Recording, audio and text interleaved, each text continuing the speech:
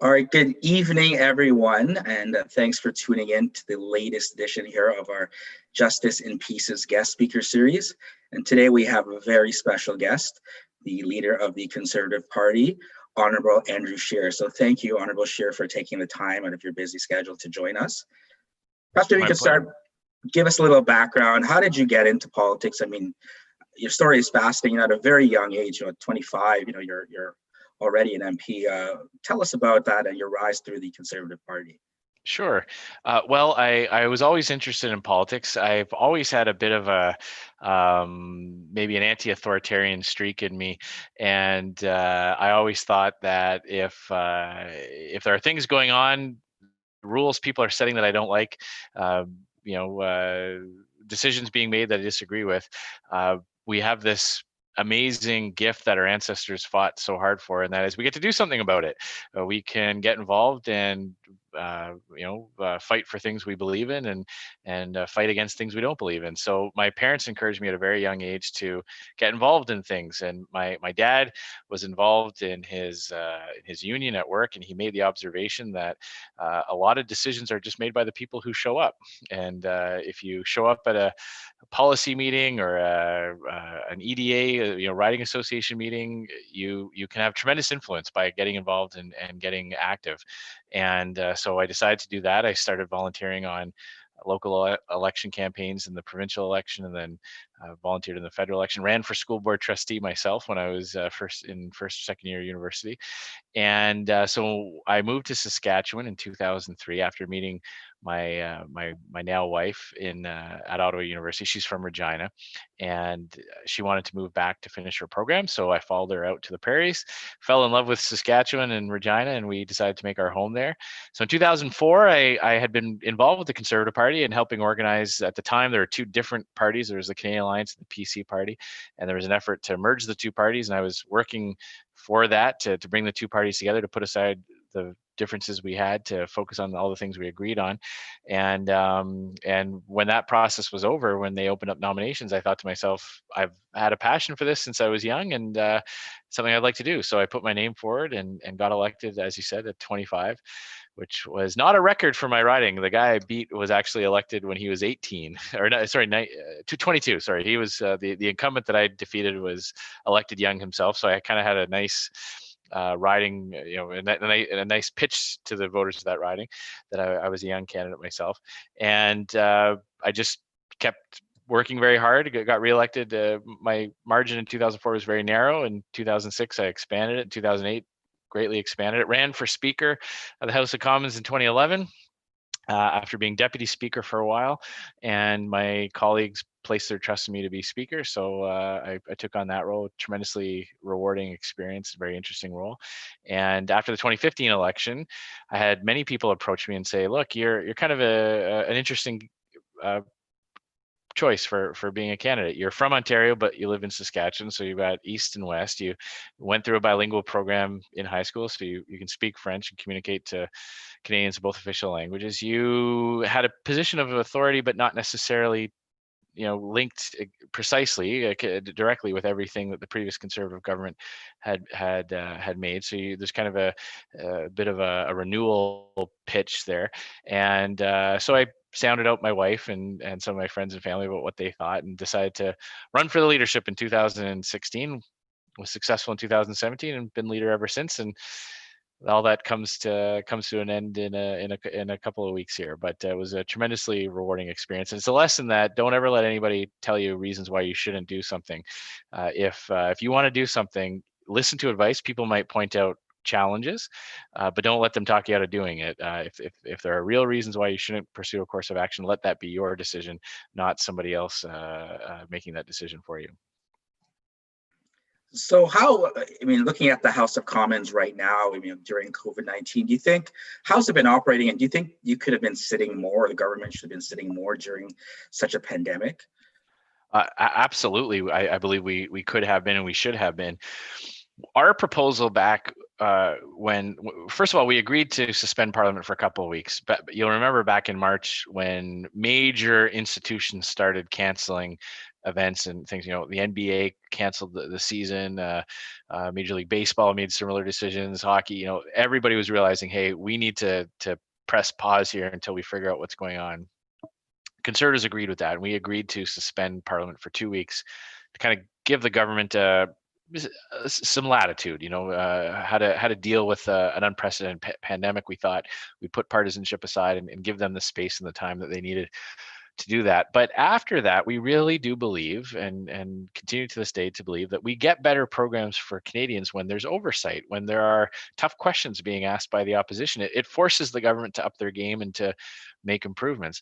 So our idea was that we could have normal sittings of the House of Commons, not necessarily normal in terms of how many members of parliament are in the chamber, but we could certainly have normal operations, regular question periods and opportunities for the opposition to move motions and pass other, legislation. So our pitch to the government was, let's have every party agree to keeping the number of MPs limited so that there's never more than 50 members in the chamber. Whatever the current health advice was in the province of Ontario, we would abide by, but let's allow Parliament to continue functioning.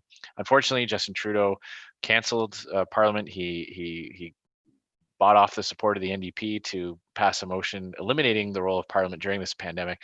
And I think it's really unfortunate. But not to sound too partisan, but when you look at what he did in the early days of the pandemic, he proposed a bill that would give himself unprecedented powers. His first piece of legislation in the pandemic was a bill that allowed the government to tax and spend money without any approval from Parliament. That goes against literally 1,000 years of parliamentary tradition. When you think back to 1066 and the early days of Parliament and Magna Carta and all that, we've got centuries worth of tradition that governments don't get to tax their people unless there's the consent of the people. He attempted to eliminate all our oversight and transparency. Then you add into the fact that a couple of months later they canceled the rest of the session. I think now we know why. As more and more details of the scandal come out, I think it's clear that they were trying to avoid the types of oversight and transparency that expose what they were doing during this pandemic.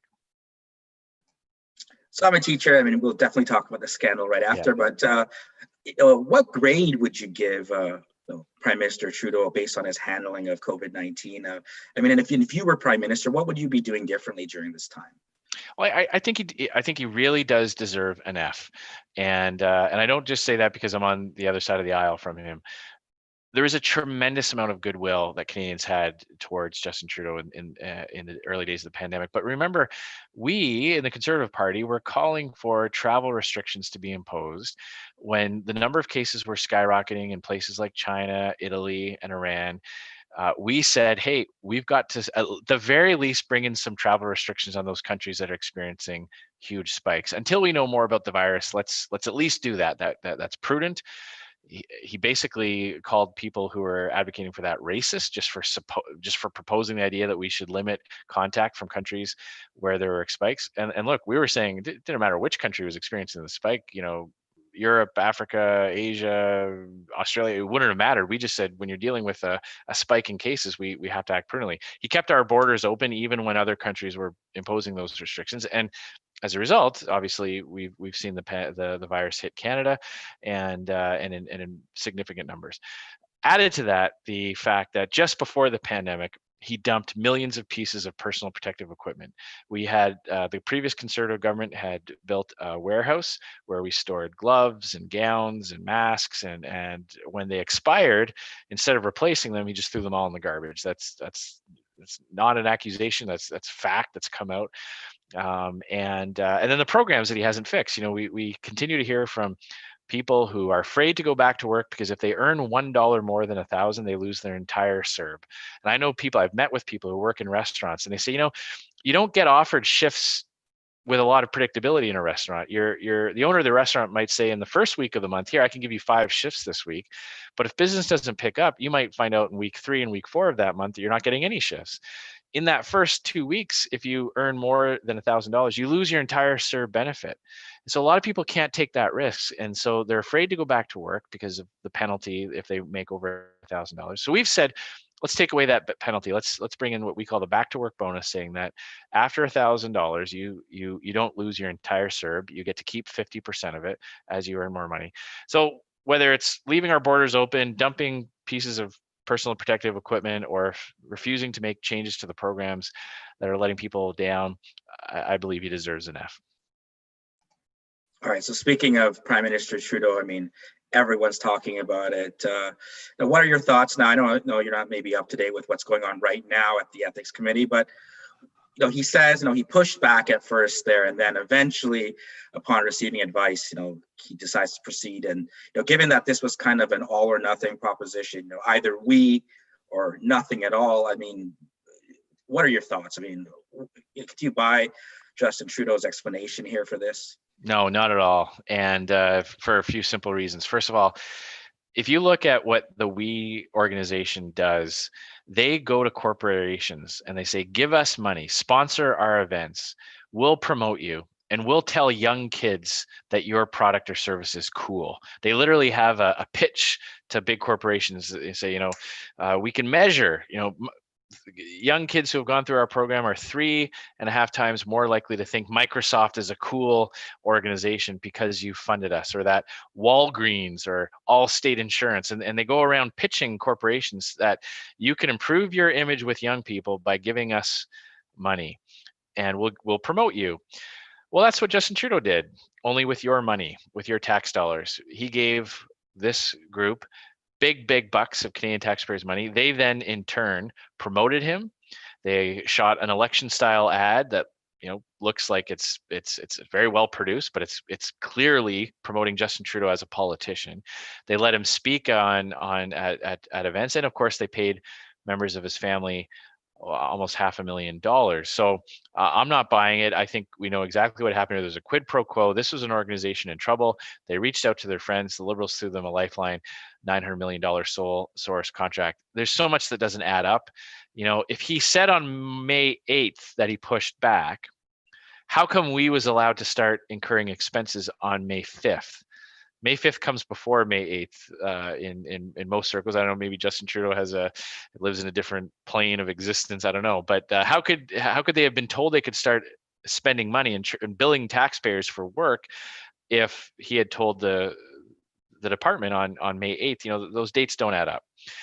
So we're not buying it. Why was the agreement signed with a real estate shell company? Why did they design a program that only one entity could deliver? The YMCA has said that they'd like to have an opportunity to deliver this type of thing.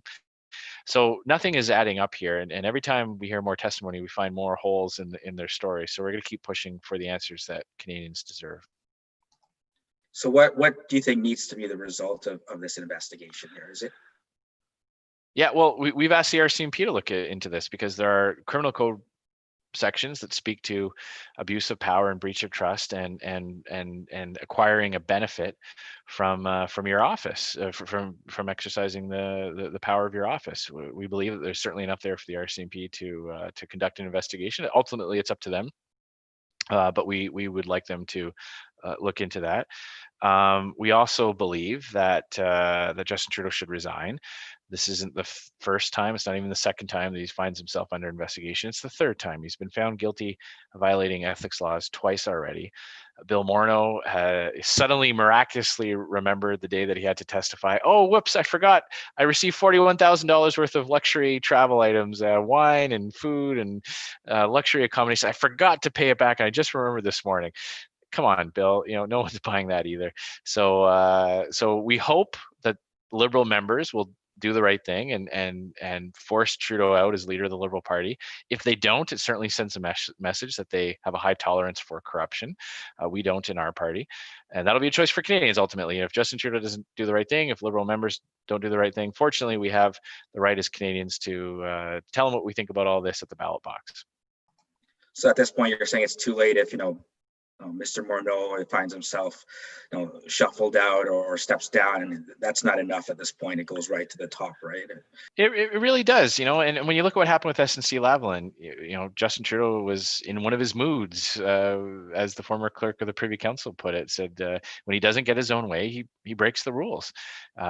He accepted, he wanted to go on a luxury vacation with the Aga Khan, and he broke rules to be able to do that. He wanted to help out his friends at SNC-Lavalin, and when the independent attorney general said that would violate major principles of Canadian law, he fired her. So it really does, they say the fish rots from the head, starts at the head. We've got a prime minister that has been found guilty twice already of breaking these ethics rules. He clearly thinks that there's one set of rules for him and one set of the rules for everyone else. I'm sick and tired of it. I believe Canadians are too, and I believe that they'll take action at the ballot box.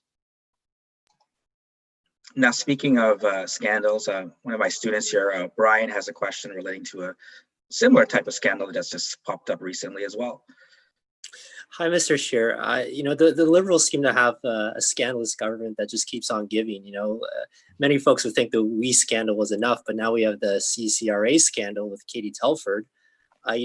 What would a responsible government do in this situation, and what sort of corrective action needs to be put in place to stop these scandals from happening from this government? Yeah, well, it's a very good question you raised, and I think what we're witnessing is, when we think back to what the Conservatives did with the Accountability Act and strengthening rules around lobbying and disclosure, we did that after the sponsorship scandal. So it seems like when Liberals are in power, when Conservatives come in, we have to put in measures to make sure that Liberals can't liberal, right? Like that's we look at what they do. It's like, we need to put in rules. We thought people's own personal morals would prevent them from abuse of office, but clearly we need some rules. So I think what you mentioned, so for the students who may not be up to speed, what happened was the government brought in a what they called a rental subsidy program, and they gave it to the CMHC, which is Canada's Mortgage and Housing Corporation. It's a crown corporation that, generally speaking, just underwrites the insurance on mortgages for people that can't afford to put the full 20% down. So my mortgage is insured. Most people's mortgages are insured. You pay a premium. So homeowners who only have 5, 10, or 15% down, they pay premiums to CMHC, and CMHC just kind of manages that. They do have a mandate to build affordable housing and to help with that as well. But basically that's what they do. And all of a sudden the Liberals gave this Crown Corporation a mandate to start subsidizing rents for commercial enterprises, which is something they had never done before. So they didn't have the expertise, the capacity to do it. So they gave a contract to a company with Katie Telford, who's Prime Minister's chief of staff. Her husband works at this company that received this contract. And again, no oversight, no accountability, no competitive bidding process where we can say, hey, look, they put a bid in, they're allowed to, and they want, we'd say, okay, fine, everybody had a crack to do, had a chance to do that. So what do we need to do about it? Well, again, the next Conservative government's going to have to strengthen some of these rules. And I think we have to take a look at how sole source contracts are allocated. I think Canadians can understand if there's a company with a connection to a Liberal member of Parliament or a Liberal staffer, that's okay. We're a country of 35 million people. You're going to have some relationships, but if it goes through a real competitive process, we can have confidence that at least the fix wasn't in. When it's a sole source, direct line where nobody else had a chance to bid for it, that's when people's radar goes off. Now, do you ever get frustrated? I mean, we're talking scandal here, but your photograph, without a mask, you're talking about, hey, I'm not going to be prime minister, I'm going to keep my U.S. citizenship, and those become issues. And do you ever feel frustrated? Like, look at the prime minister in terms of coverage, or how do you respond to that? Or how do you feel? Yeah, well, it is frustrating, and there's definitely a media bias in this country. It's astounding to me how, especially during the campaign, we would have reporters coming to us with questions that we knew came directly from the Liberal Party war room. They would make an accusation and we would have to respond to that. So they were always able to get a story on whatever they were throwing at us. In the early days of the campaign, they would dredge up, some cases decades old, tweets that our candidates had made, or statements that they had done, and the media would gobble it up and cover it. We would say, well, okay, if you're going to do that, well, what about this story about Justin Trudeau at his time at this high school? What about this story in Maclean's about how he conducted himself with young Liberal staffers at one of their caucus retreats? And they would just not. So there definitely is a double standard on many issues, and there's this thing kind of like whataboutism, where we've got them. We're talking about a $340 billion deficit. We're talking about the fact that many of their programs are letting Canadians down, and national news, stop the presses. Leader of the Conservative Party had his mask off for a few minutes in Pearson Airport, like elevating that to the same level. I get it. I'm a public official. I need to be held accountable too. There was a rule. I should have followed it more diligently. I can understand why, hey, you should be answerable for your conduct at a time when we're asking Canadians to follow a lot of these rules for the health and safety of everyone. I answered the questions. I explained it on the Monday, what had happened. And so for the next day, for them to keep going at it and keep trying, I was just like, look, what are we talking about here? What are we talking about? We're talking about a $300 billion deficit, a government in crisis and scandal, massive unemployment, people losing up, and you want to know, like, what, how long I had it off, or why I took it off, or was it in my left pocket or my right pocket? Like, why? Like, it was just ridiculous. I admitted that I had it off. I shouldn't have had it off. To me, it was a one-day story. I don't know what the developing news could have been, so I got pretty frustrated, and you may have seen the exchange I had with the reporter.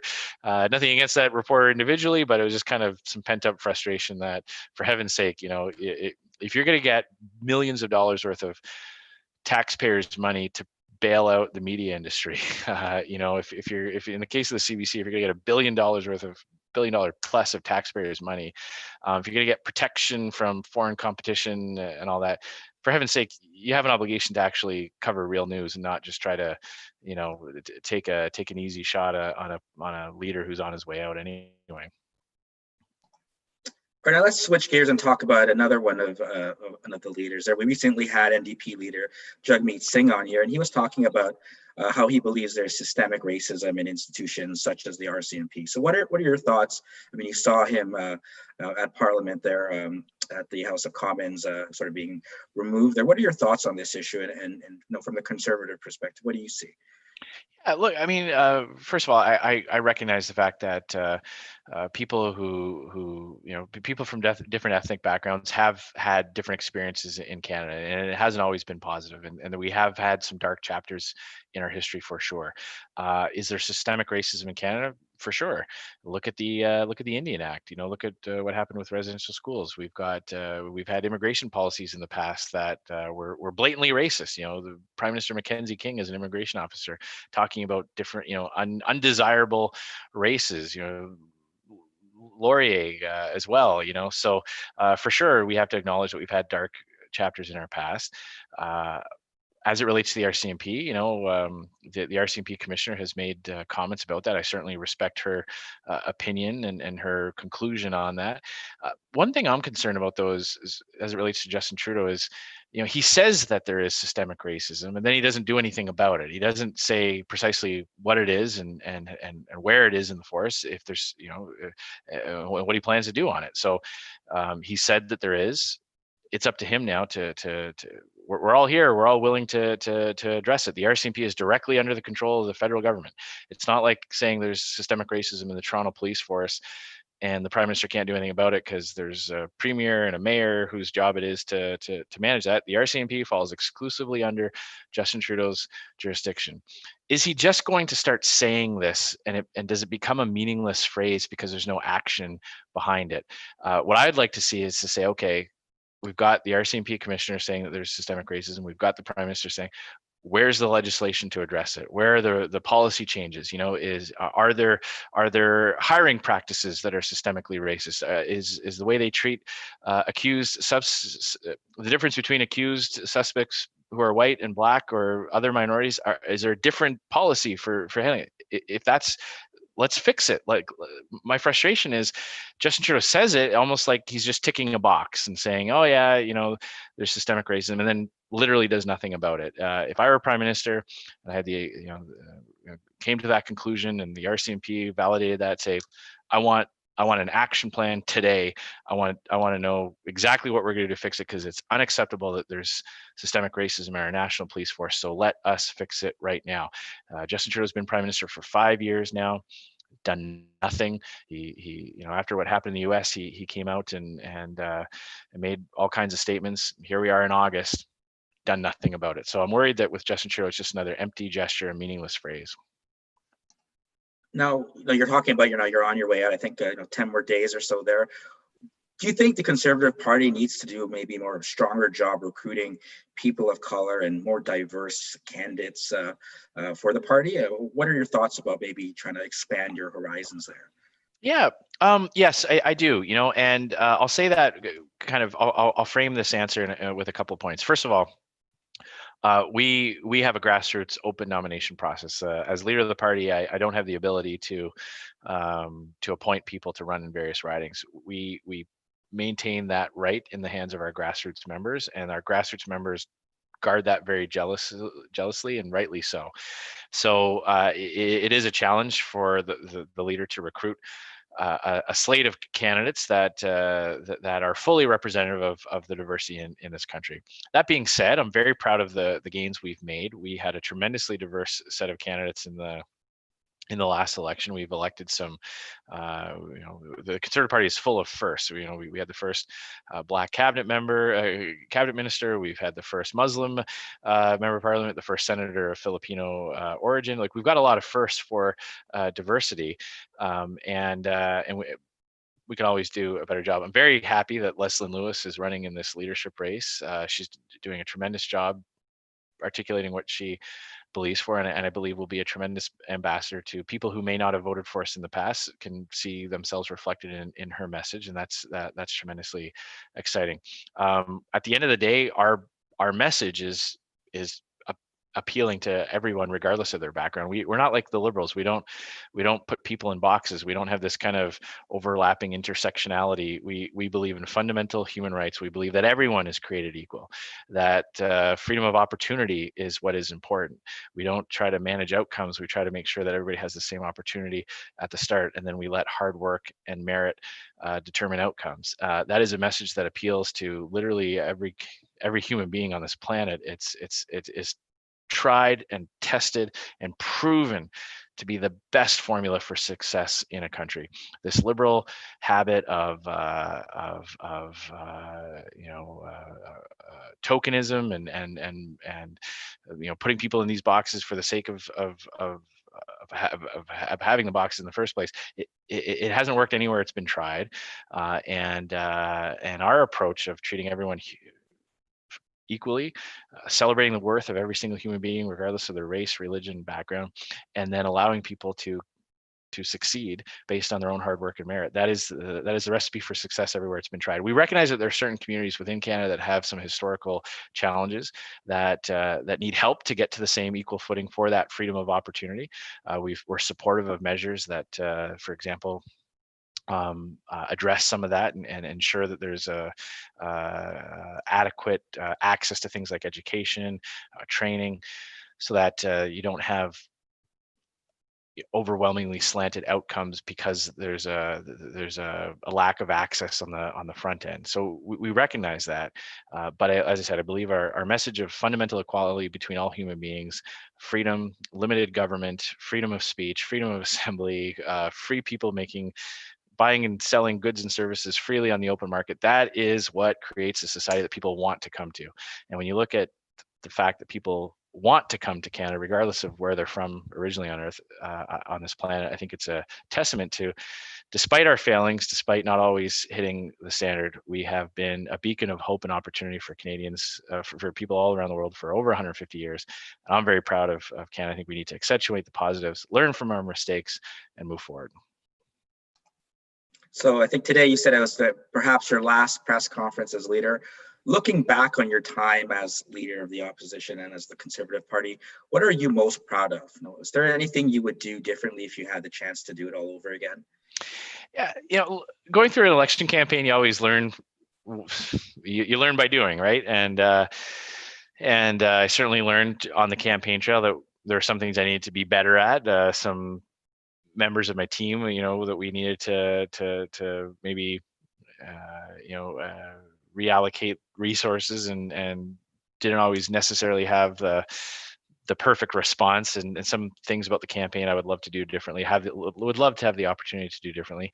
I think our accomplishments, when the Liberals were trying to bring in their tax hikes on small businesses, I met with so many people from across the country who were in tears that they had worked so hard to build something, and the Liberals were going to bring in an effective tax rate of 75% on their savings. I had a very memorable moment for me. Was I had a woman in Montreal who had taken over the family business from her brothers. It was a funeral home business, and it's very competitive, and she had a very difficult time taking the business over from her siblings. It was a challenge, and she had some tough years, and she struggled through it. She worked so hard, and then she was being called a tax cheat by her own government after building something, after creating jobs for so many people in her community. And the fact that we were able to defeat most of those tax hikes, to me, I know we saved people's livelihoods. I know we saved people's jobs by doing that. There's a tangible benefit to the people of Canada that we were able to do that. So that's probably the biggest policy achievement was stopping. When you're in opposition, a lot of your successes is by stopping bad ideas. That was certainly a very bad idea. We were able to defeat most of it. Also very proud of the principled stand we took on foreign policy. I believe that in the next few years, people are going to look back and wish that we had taken a stronger stance on the PRC in China, on the communist regime in China. It's only going to be more difficult if we wait 2 or 3 years to start standing up for ourselves and taking action. It's only going to be harder then. And under my leadership, our party had a very strong principled foreign policy, and I was very proud of that as well. So those would probably be my two biggest achievements, aside from the electoral success, because although we did not win, going from 30% to 34%, going from 99 seats to 121, reducing the Liberals to a minority parliament, regaining seats in Atlantic Canada, sweeping the prairies, big increases in BC. The next leader of the party is taking over an organization that's on the cusp of victory. So what advice would you offer to your successor there? What would you tell them about taking over the reins? I've got a lot of advice for the next leader. I've got a whole list of things that I've learned. I think the biggest advice is, sometimes when you're in a leadership position, you hire if you're a good leader, you hire very smart people around you, and sometimes you get talked out of trusting your instinct. And in retrospect, I wish I had trusted my gut a few more times. There's certain situations, certain issues that in retrospect, I should have just thrown the notes away, gone out and, spoke from the heart, delivered what I wanted to say without trying to comms it all up and go through all that. And I think my advice to the next leader is, when in doubt, when you're really, really struggling with what decision to trust your instincts. You got to this position, you got elected as an MP, you won the party leadership because you obviously know a thing or two about things, and you need to trust your instinct. I think Canadians will appreciate an authentic politician who makes the odd mistake more than they will someone who always looks like he's trying to find the right words to say and overly polished. And I think in retrospect, I tried to be perfect so much that I came across sometimes not as genuine. I've had people say, you're so different in person than you are on TV. And I think I didn't allow some of that to come through because I allowed myself to kind of get overly scripted, so to speak. I think today was like the smoking brisket line. I mean, some of those stuff shines through, right? But not always. I think another question from Brian related to the future of the Conservative Party. Yeah, Mr. Scheer, where do you see the future of conservatism in Canada taking, say, next 5-10 years? It's a challenge. I'll tell you what I think is it's not just in Canada. It's a challenge for conservatives across around the globe. Really, we have to fight socialism every generation, and it always comes back with different names. It's we win, we defeat socialism. Socialism changes its name, and its proponents change their tactics, but they always come back with the same old ideas that never have worked and never will work.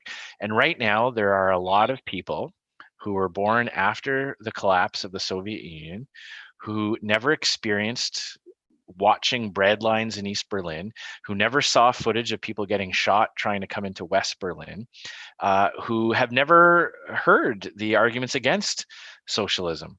And Justin Trudeau is not using it socialism; he's calling it progressive. The progressive agenda, but it's the same exact policies that have been tried and failed every single time they've been attempted. And when I talk about conservative principles, I like to frame it with the Soviet Union and the Eastern Bloc countries, because that is the logical conclusion from what Justin Trudeau is saying. More state intervention, more government control of the economy, more trying to affect outcomes. He talks all the time about using government levers to affect outcomes, picking winners and losers. That has been tried many, many times before. And I like to use the metaphor of nobody was ever shot trying to get into East Berlin.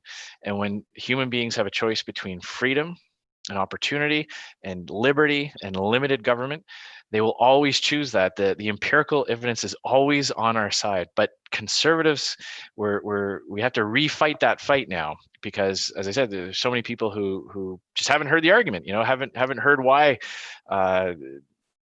lower taxes create more prosperity than higher taxes, why the government shouldn't try to protect favorite corporations, and why we shouldn't try to engage in the politics of envy and tear people down, tax people just because they've got more. And I always say the lie of the left is that they always claim that they're trying to help people, but in reality, the very people they try to help are hurt by their policy. So, for example, the minimum wage. The left and the socialists will come out and say, well, the minimum wage should be increased. Well, it's great. If you're a minimum wage job earner, or minimum wage earner at a job, and your wage goes from $11 to $14, that's great for you. It's not so great for the guy who just lost his job because now the business owner can't afford to pay it. It's not so great. When was the last time you went to a McDonald's and spoke to a human being? I punch my orders in at a computer terminal. So great, good job. You raise the minimum wage. Not so great for the attendants that lost their job to the terminal, and that's true all over. So we say, the left says, well, we want to help these people, so we're going to give them money that we're going to take from another group in society. Well, that can be good in the short term for those individuals, but when you start to take away prosperity, when you start to raise taxes, there are fewer opportunities, and you can tear people down and end up with fewer jobs and opportunities for poor people and new Canadians. So what conservatives have to do is we have to show that our motives are pure. Our motives are the same as the left. The left says they want to help people. We want to help people. I want a minimum wage earner to make more than minimum wage. I know that raising the minimum wage is not the way to do it. The way to do it is to make sure that there are jobs available that will pay that person more than minimum wage to do it. If we have factories here, if we have manufacturing here, if we have services, if we have good training programs that can give people the skills they need to get higher, that's the way to do it. It's not to try to pull levers and manipulate the economy. That actually has worse outcomes for minimum wage earners. Today's minimum wage is 14 something, and I don't want to focus too much on minimum wage. It's kind of just the first thought that popped into my head. But back when I was making minimum wage, I could get my hourly wage bought a McDonald's value meal. Okay, when I was making $5.85 an hour. I think a McDonald's value meal was just around $5, a little bit more than $5. Today's minimum wage is $14 in Ontario. A McDonald's value meal costs just over $11. So as you increase the minimum wage, inflation happens. Everybody has to increase their prices, and then they have to pay their other salaries higher, and everything just gets more expensive. And our dollar today, your hourly minimum wage never actually goes up in terms of its purchasing power because of all the cascading effects it has. So anyway, that's a long, rambly way to say that conservatives, the challenge for us here in Canada and around the world, is to reconvince people that free market economics creates far more prosperity than state intervention.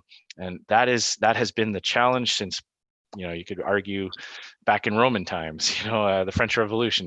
This is a cyclical thing where people who believe in liberty have to reconvince people, because it's always tempting to vote for politicians that are promising you a free lunch. And we have to go above and beyond and work even harder. Thank you. Now, is this the end of Honourable Andrew Scheer in politics, or are you going to keep running as MP in Regina? What's the plan? I'm definitely going to run again. I love politics. I love my riding in Saskatchewan. Regina Capella is a fantastic riding. It's about 50% rural, 50% urban. I've got very diverse part of Regina. I've got some fantastic rural communities as well. I've got 20 some odd towns and 12 First Nations reserves. And there's a lot of issues in Saskatchewan that I just really enjoy advocating for. And I'm definitely going to run in the next election. And I hope I can count on my constituents to continue to place their trust in me. And I'm very excited to help the next leader of this party become Prime Minister. Perfect. So thank you so much, Honourable Andrew Scheer, for taking the time and joining us. I really appreciate it. Perhaps if you have any final words of advice for my paralegal students who have been listening intently, studying during these times, and maybe they have an interest in getting involved in politics, what advice can you offer my students? And thanks again for joining us. Yeah, you bet. Thank you. And it's always a pleasure to be able to talk to students. I think it's an exciting time for anybody going through the training that hopefully leads to a very meaningful career. My advice would be to stay informed. We have this gift of being able to vote in elections, but we need to make informed choices and really to always stay up to speed and educate yourself on what the issues are, and to get active. As I said at the beginning of the remarks, a lot of things in politics are decided by who shows up. And if you show up and get involved and support a candidate for a nomination, get involved in the party of your choice to fight for the things that you believe in, you will have an enormous impact. Voting is one thing, but you can really maximize your franchise by getting involved. And I would certainly encourage you to do all that. And you're at an age, at a time in your life where your education is going to open up many, many doors to you. And as I said, you don't let yourself be talked out of pursuing dreams. I was told that I should never run in 2004. I was from Ontario. What did I know about Saskatchewan? How dare you think you can run for office at 25 years old? I was told I was too young to run for speaker, and it's kind of an older member of parliament's game, and you wait till you're 50 or 60 and then run for speaker. I was told I shouldn't run for leader, and if I had to listen to all the naysayers, I wouldn't have had this amazing career and this very rewarding time in office. So people will identify challenges. You shouldn't ignore concerns, because if you're totally blind to challenges, you won't do well either. But when people tell you why you shouldn't do something, try to think of a way to overcome that objection. And if you truly have your heart set on something, don't let people talk you out of it. Go for it, because you only get one shot in life. And I'm in a far happier place knowing that I stepped into the arena, I fought the fight, I did not win. I will be at peace for the rest of my life knowing that I had the courage to fight for what I believed in. And I'd rather live the next 40 years of my life knowing that than wondering what it would have been like had I run for leader. Maybe I could have done something, and that doubt I don't think I could have lived with. So that's my parting words of wisdom. Perfect. So thanks so much again. All the best, and enjoying sort of the last couple of weeks here, and all the best to you and your successor as well, in continuing on in what path you've laid down for them. Thank you very much. Thanks very much for this opportunity, and good luck. I know the academic cycle is a little bit strange right now with COVID. I know everyone's trying to do the best they can, but thank you for the program you're running, and really appreciate the opportunity. Take care, everyone. Okay. Thanks. Bye-bye.